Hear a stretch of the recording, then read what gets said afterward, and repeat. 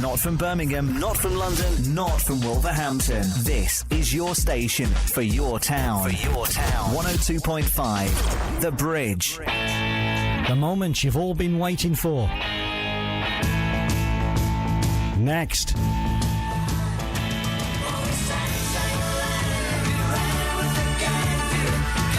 The Bay City Rollers in Shangalang on 102.5 FM and around the world and all the W's, thebridgeradio.net. This is The Big Decades with me, Mark Spate. Our guest on The Big Decades this week is a living legend that transformed the 70s music. He's the frontman from the Tartan Teen Sensations, and I am sure many of our listeners had posters on their bedroom walls at some stage. From the Bay City Rollers, we welcome Les McKeown. Good afternoon, Les. Good afternoon, good morning, good evening. How are you? I'm great, yeah. I'm just sitting in the shade in my garden, watching my garden grow. I'll tell you what, our telephone lines and emails have been non-stop this morning. Everybody wanting to talk to Les McKeown. Yeah, it's a big change from back in the day when people had to write into you. Yes. With postcards and request letters and things. Before we have a talk, let's have a quick listen to what is the Bay City Rollers and Les McKeown.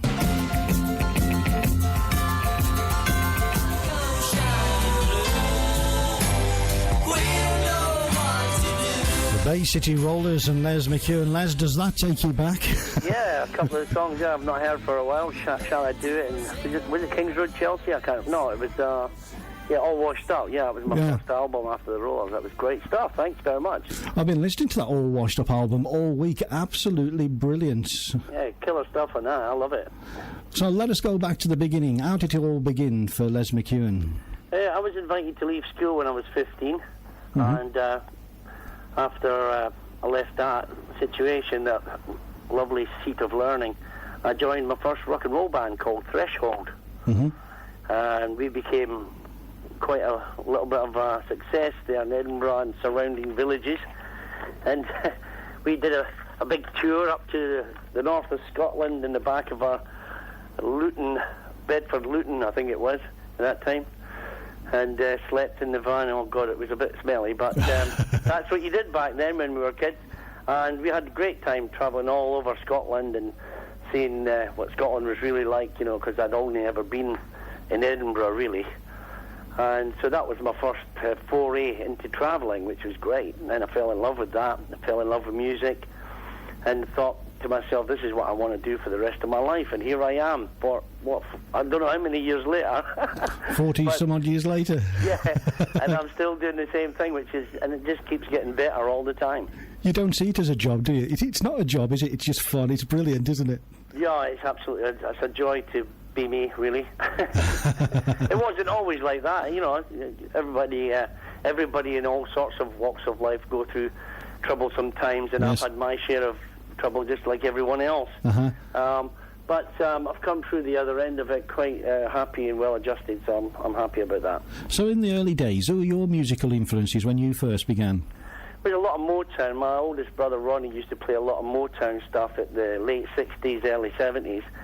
And bands like Family with Pink Floyd, Led Zeppelin. I remember I stood with my mate Willie Pryor outside the King's Theatre in Edinburgh for about 26 hours. We were like front of the queue. I used to have long hair down to the back of my shoulders. And we used to love Led Zeppelin, and we got right in the front centre rows, and we're rocking away with Planty and all that kind of stuff. It was great. There was good days. Those were the good days. Those were the crazy days. Yeah. But I had quite an eclectic kind of bunch of music influences, really. And it was, I think, when David Bowie came on the scene, that was on the showman sort of side of David Bowie, which was later reflected. My love of David Bowie's image was later reflected in my solo career when I used to wear sort of like really tight kind of lycra kind of suits and all that stuff. It was highly sexualized, and it was great. I had a great time doing that. I had a great body back then as well. I know the feeling. I've eaten too much donuts this morning. So do you have a favourite song then, a Bay City Roller song? Well, my favourite roller song for Europa and is definitely Shang-a-Lang, and of course, if you go further afield, it would be Saturday night. And we were doing a gig just yesterday on, Friday, Walk in the Park Festival up in Northampton. And as we were doing Saturday night, there was lots of families there. Now, of course, the young guys would all be in one group, and the young girls would all be in one group, and they ended up loving the band because they were all pogo into to Saturday night, they chant S-A-T-R, they loved it, and wanted their picture taken with us and all that stuff. They were only like 13, 14 years old, but they loved the music. The music's still very infectious. Do you find now, with the digital age, with things like iTunes and Spotify and things like that, you are appealing to a younger audience? Absolutely, yeah, definitely. Our record company is still releasing CDs and making downloads available, all sorts of things. So, the money's still coming in. Looking back at those early days, your first two albums, Rollin' and Once Upon a Star, they stayed on the album charts for a total of 99 weeks, can you believe it, from 74 to 76. I still have a vinyl copy in my collection of that. I remember Rollin', all the autographs were on the front. Yeah. What was special about the 70s, do you think? God, everything was special about the 70s. As far as I'm concerned, it was, I was a young guy growing up then, so all those hormones were kicking off as well, so it was a great time for me. And to be in a band that was absolutely adored by millions of girls all over the world, it just couldn't have been in a better place, really. I can't say I know the feeling. As much as I'd like to. 1975, you made it big in the States. Is the music scene the other side of the pond, is it different to that of the UK, was it? I think it's always been a little bit weird over there, but it's good stuff. I mean, I really like country music, not just any old country music, but specific things like Waylon Jennings and people like that. And I listen to and I hear bluegrass stuff, and some of those songs are really great, and they are very, very pop as well. Yeah. So sometimes I do tip my toe into that market, and because I do a really good bluegrass song sometimes on stage called "Killing the Blues," which really goes down well. But I really need to start making some records. I think my fans might agree with me there. Making some records of the kind of stuff that I like, and also some of the songs that I've written over my recent dark period might maybe help a few people through their little dark periods. And you've got some fans out there, believe me, Les. The emails and texts we've had today, the telephone line has been red hot. Great. Well, that'll match the weather then. The great thing about the fans is they've stuck with me through all the bad stuff, all the good stuff. Still there, and we support each other. I come in. Complete the circle for them, so that when they want to relive their youth and all the great things that happened when they were young, well, they come to our gigs, or they go on my Facebook or on my homepage, and they chat with each other. The great thing about the Roller fans is that back in the day, they used to have huge, fans would write to each other from Australia to Scotland, and from Japanese to, there would just be such a bundle of pen friends. And of course now with the internet, that's exploded, because they're all getting back in touch with each other through, like I say, through the social media websites and Twitter and all that kind of stuff. I'm still trying to figure out how Twitter works. I'm not suggesting you're not now, Les, but you were a hot toddy for all the ladies, weren't you? I remember even my sister had a poster of you on her bedroom wall in the 70s. Yeah, great. I could say that I've been in millions of girls' bedrooms. On paper, that is. The current estimated worldwide album sales of over 300 million, can you believe it? Those are crazy days. Absolutely great.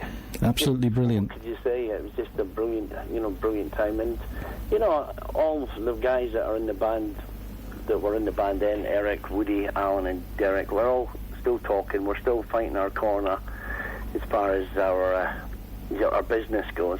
Yeah.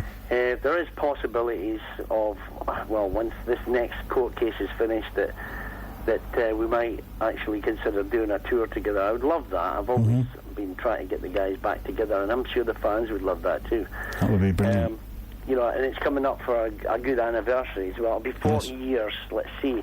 Next year will be 40 years of our initial success in the UK, and then the year after that would be well, that was the year Bye Bye Baby was at number 1 and all that kind of stuff. But so let's see, 2016 would be a big year for us to go to America. That was one of the most asked questions being sent to us this last week. Any chance of a reconciliation? That was the most asked question. Well, I must have had a premonition. That would be great. nice. I mean, we're all getting a little bit kind of older, and I think the guys see me out on tour and see the kind of success that I'm having. Mm-hmm. And, you know, it's down to them, too, that I'm having the success, because I'm going out there and I'm singing the old songs with a great band who love to play the old songs. All the guys that are with me, they've been with me a long time. They're genuine, really great guys who love playing the music of the 70s, and they're big fans, you know. So, yeah, the girls like the new guys in the new band, too. You know, obviously they're not replacements for Eric, Woody Allen and Derek, but they just love the fact that we're going out there and trying our best to deliver a good experience. Yes. Splendid, yes. Go on, do that again. Yes, splendid, yes. Yes, I'll have a slightly smoked salmon sandwich, please. Answers on a postcard. In 1978, you left the band. You embarked on a new journey, releasing a new album titled Ego Trip. I absolutely love this album. My favourite album, as I said earlier, All Washed Up. I love that track, Secrets. That's a personal favourite of mine. How did that album come about? Well, it was lots of the songs there were songs that I put forward for the next, what would have been the next Bay City Roller album, and they were all rejected. They didn't want me writing songs, but that was an old story. You know, I should do the singing and forget about writing, but I was very keen writer, and I wanted my stuff on the album. I thought it was just as valid as anyone else's songs, and I would have liked the songs picked on their merit alone, as opposed to being sort of politically correct or incorrect. So I had no option really than to start working on it as a solo project. There's no way did I ever want to leave the Bay City Rollers. I thought it was a great band and we could have been huge. It's just that the individuals in the band, namely Eric, I suppose, and the manager, who was completely out of control. But Eric wanted to write his stuff and wanted the band to write, you know, to record his songs. They didn't enjoy the direction the record company were pushing us. I was in favour of the record company's decisions because I thought we need to establish ourselves really in America as, you know, a band that has lots and lots of number one songs, because it's a huge market. When we never quite made it to that point, we had our first number one, which was written by Phil Coulter and people like that. And of course, Money Honey had a reasonable success over there, but there was no number one songs in the kitty, you might call it. I hadn't written a number one song, and neither had Eric or Woody. And I believed that we should look outside of the band, as we normally did, to find a song that would be a chart topper. Yeah. And you know, you really need to establish. When in America, you know, you're very easily and very quickly forgotten. Well, actually, maybe not, because I've not been forgotten. But I mean, on the main kind of scene, if you know what I mean. Yeah, yeah. When you're writing songs, I always ask my guests this: what comes first for you? Is it the lyrics or the music? It's a hook, actually. It would just be a phrase, which would then put in a little melody. So you get a phrase and a melody at the same time. Well, I do anyway. You know, for instance, King's Road, Chelsea. So it's King's Road, Chelsea. Yeah, why don't we write a song about that? So you think about how you would actually sing a song called King's Road, Chelsea. And then you get a little meter going, which is just basically the phrasing of those words. And then from that, I write in reverse, if you know what I mean. I start writing the verses after I've written the chorus. Yeah. So we're into the late 80s now. More chart success was to follow in Germany with a new solo album entitled It's a Game. I love the 80s. How different were the 80s to you? I grew up in that age where I call the 80s the decade of decadence. I love the 80s, but for you, the 70s was your era. But how different were the 80s for you? Well, if you thought the 80s were decadent, you should have been brought up in the 70s. That was definitely decadent. I don't know, the 80s were great. The album you're talking about and that success in Germany just came about by accident. I was working I had a little TV company, and what we did was I worked with a German photographer and film director who we went around, like, they got in touch with the Bee Gees, and we said, we want to do a home story for the German television called Formula One. It's a music program over there. It's finished now, of course. And so I would be the executive producer of that, and we would go all over the world and film people. We've got loads of people on record, just doing their home stories, really. And that was, I met the chap from Modern Talking, and he had a lot of success over there. And he said, oh yeah, I think I could give you a number and write you a number one song, Les. I said, well, go on then. So I flew over to Hamburg, and we worked on an album for about a week, and I never thought much of it. I thought it was good stuff. And then the next thing, they had me over there doing photo sessions and TVs and all that stuff, and it was quite a big success. And we got one of the songs was the title, the theme music, for a program called Rivalen der Rennbahn, or Rivals of the Racecourse. And of course that was the song It's a Game. And then in 1991 you found yourself back on the London stage for the first time in over 10 years, this time a theatrical project, The Tartan Army. How did that come out? That was a great buzz. That was really good stuff. That was really mad. And we were... it was strange because a whole new lot of fans started to... they weren't fans that would join a fan club or anything. Well, I don't know. I've never even had a fan club at that time. But we used to go to all the best, the coolest kind of clubs and perform our little show and do really mad versions of the Bay City Rollers songs. Woo, yeah, woo. I used to come on stage in a coffin that was lit from the inside, and we'd have semi-naked girls feed me grapes and things like that, and it was just mad. It was the word you used, pretty decadent. I like that last bit, the grape bit. Yeah, I like the last bit. It was great. We used to travel with another group called the Pussy Posse. Yes. And that was just bizarre. The big, huge, tall girls in the band, done up in burlesque suits and all that kind of stuff. It was great stuff. I enjoyed it. Les, I'm going to join your band. Yeah. Things have toned down a little bit now that we're all kind of sensible and over 50. Soon after that, you formed the legendary Bay City Rollers, the band that you're with now. So how did you meet those guys? I actually, first of all, I just decided, someone says, look, I'll give you $5,000 to do a gig at Camden, blah, blah, whatever it was. And I said, cool, yeah. Is that cash? Then, so I turned up with a backing track of the music that I'd made in the studio of the previous couple of weeks, and just got a bunch of my friends to come along and just sort of pretend to play stuff. And what a success that was. And the next day at my house, I got bang on the door, and it was an injunction from the other guys in the band saying, you can't be a Bay City roller. So after a big fight in the court, the judge decided to give me the 70s Bay City Rollers, historical Bay City Rollers rights and all that kind of stuff. And the new guys could call themselves the Bay City Rollers if they want to go on performing and making new records, because that was the complaint. So anyway, I thought historical description, that's 1970s, the 70s Bay City Rollers. Oh, legendary is a historical description. Plus, it sounds pretty good. So that's how it ended up, the legendary Bay City Rollers.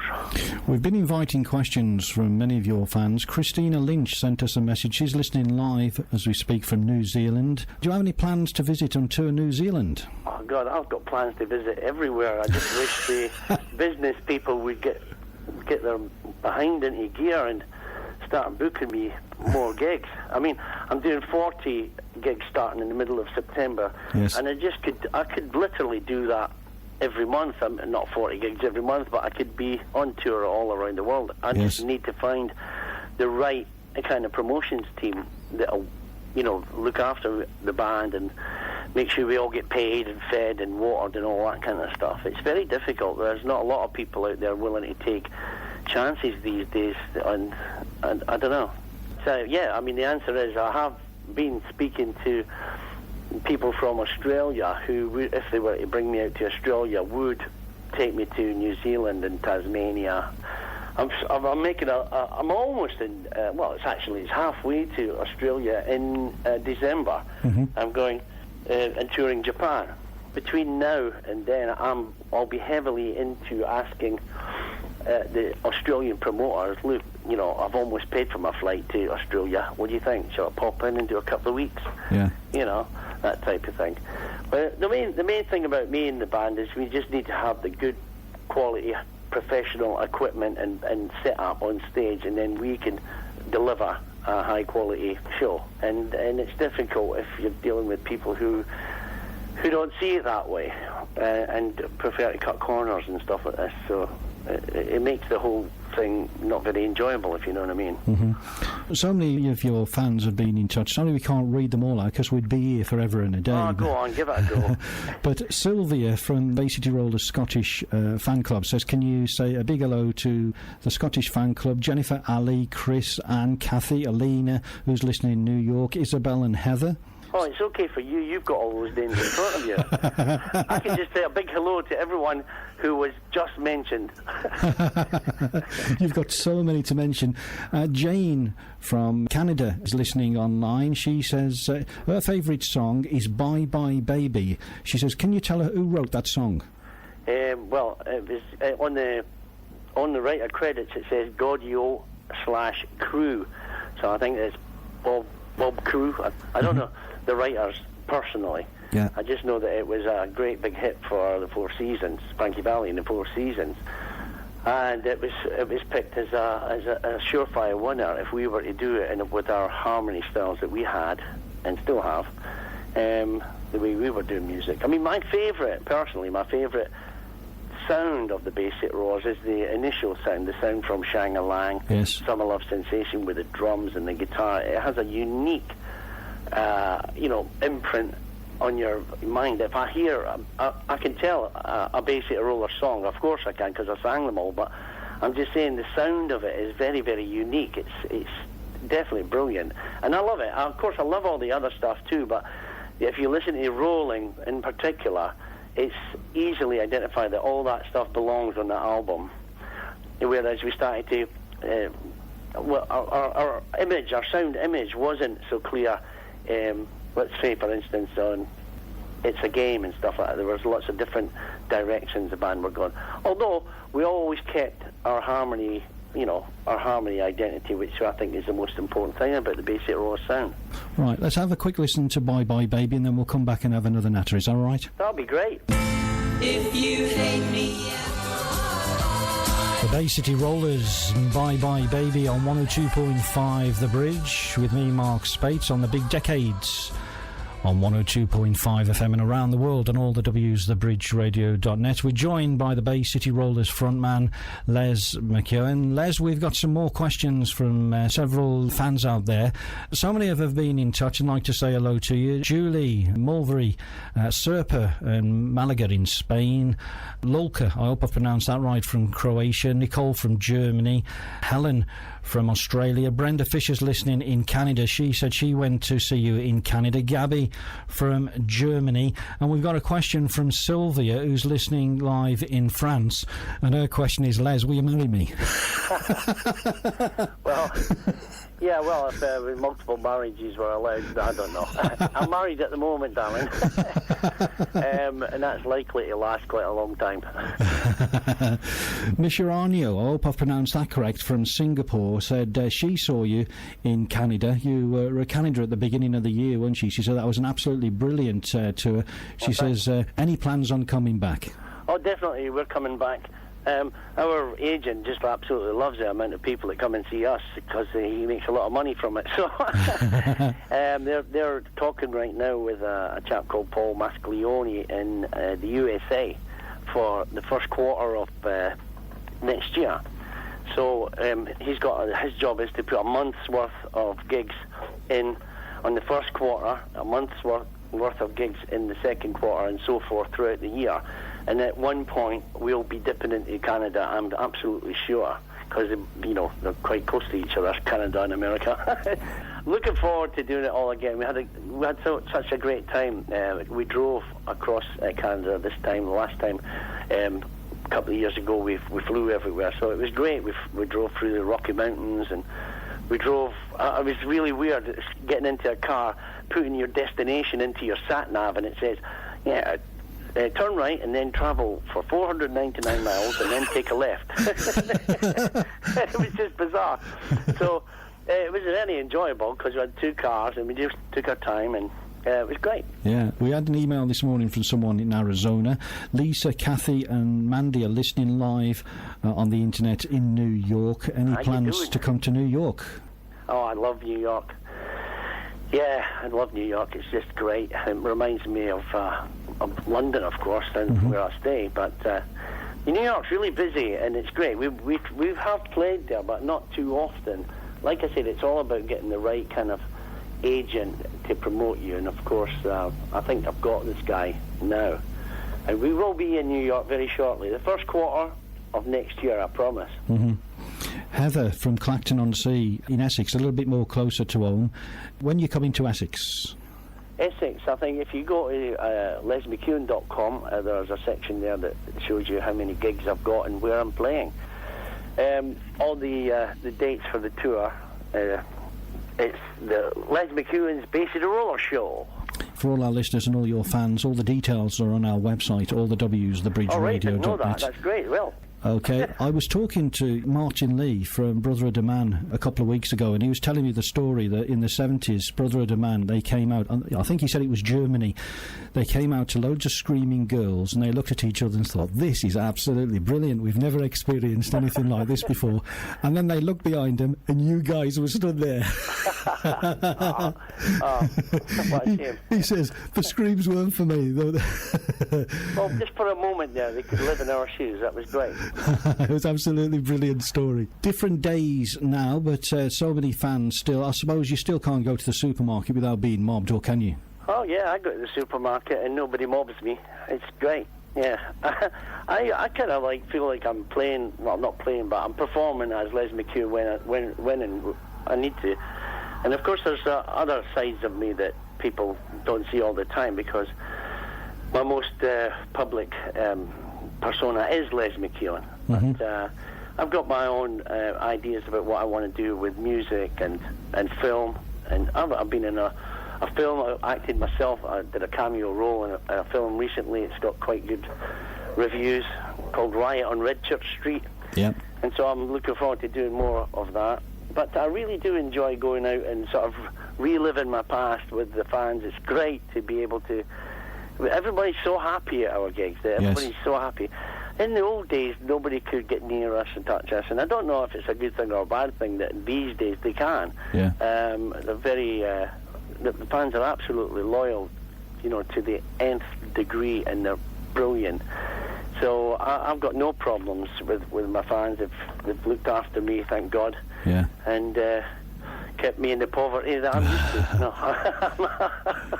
Then in the early noughties, you released your acclaimed autobiography titled Shanghalang Life as an International Pop Idol, giving you a fascinating insight to the trials and tribulations of being in one of the first and most successful boy bands ever. You've got a new one coming out, a new autobiography, you tell me. Yeah, it's we're talking to the publishers and the lawyers who are taking lots of bits of it out, which are libelous and all that kind of stuff.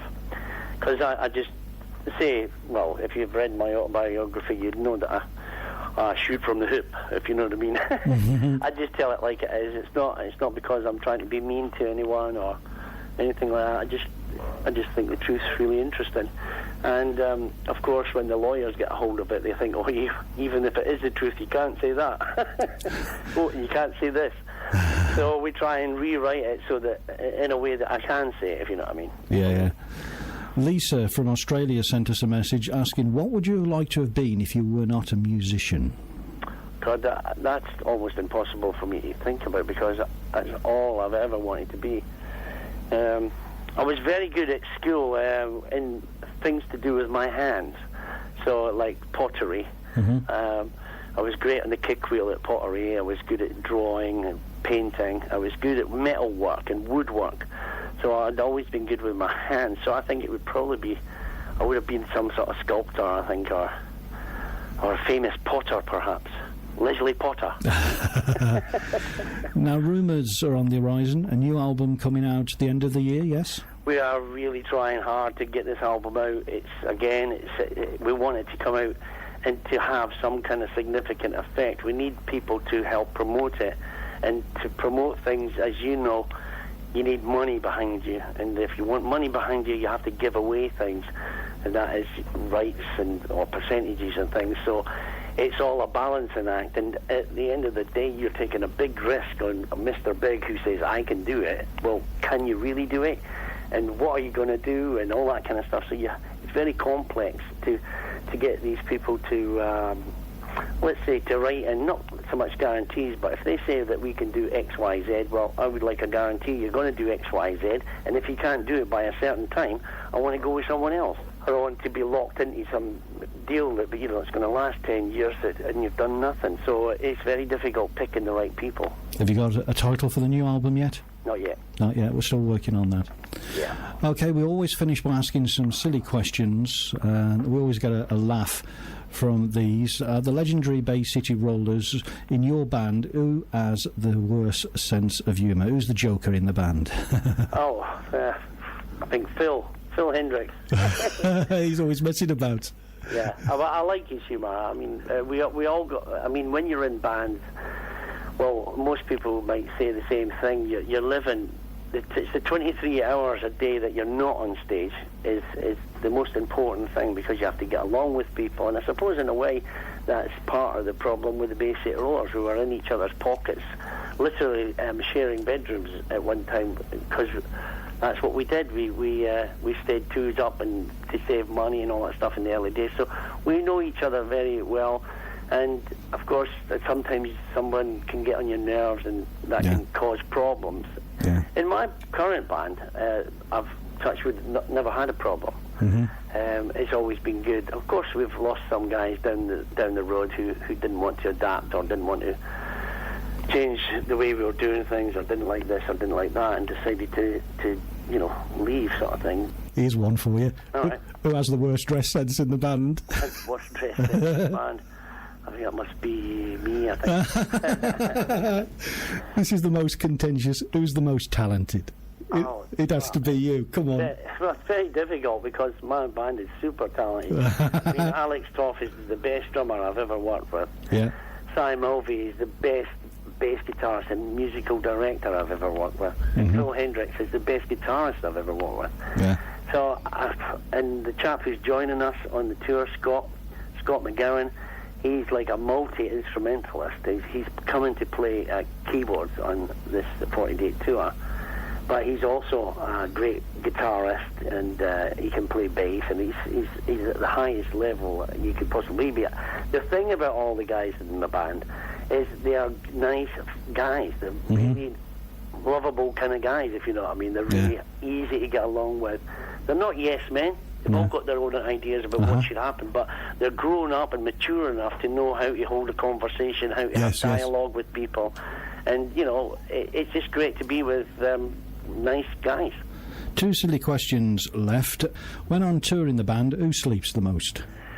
Well, I wish I could say that was me, but I have terrible trouble sleeping, because my brain doesn't stop working when I want to go to sleep. Yeah.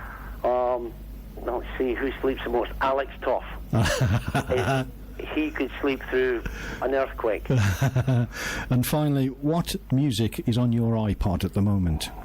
Well, it's all stuff to do with the Bay City Rollers, because right now I'm listening to all the old stuff again to choose a good set list for this upcoming tour, and Japan when we go there, because there's slightly different markets, and so we want to be able to do quite a lot of stuff. We're going to have an acoustic, just sort of unplugged section of the show this time, and we're going to start doing quite a lot of the songs that, nobody's ever heard the Bay City Rollers sing them, and so the fans will be suitably impressed, I'm sure, when we reveal our new set list.